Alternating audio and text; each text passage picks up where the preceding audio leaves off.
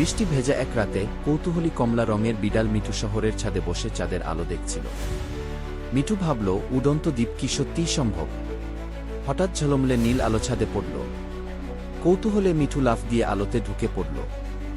মুহূর্তের মধ্যেই সে চলে গেল উড়ন্ত আকাশের দ্বীপে। সেখানে উড়ছে রঙিন পাখি, মেঘ থেকে ঝরছে সোনালি ঝর্ণা, আর দ্বীপে ঘরগুলো উল্টো ঝুলছে হাওয়ায়। মিঠু সাহসী হয়ে তার অ্যাডভেঞ্চার শুরু করল। ভাসমান সেতু পার করে, উড়ন্ত সিঁড়ি অতিক্রম করে, রহস্যময় গুহা এবং জ্যোতির্ময় বৃক্ষের মধ্য দিয়ে সে পৌঁছে গেল কাচের বিড়ালের আস্তানা।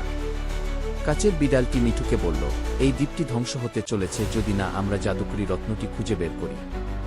রত্নটি পাহাড়ের ভেতরে এক গোপন গুহায় লুকানো। মিঠু সাহসী হয়ে সমস্ত ফাঁদ পেরিয়ে গুহায় ঢুকল। সেখানে ছিল ছোট ছোট ধাঁধা, ঝরনা এবং উড়ন্ত পাথর।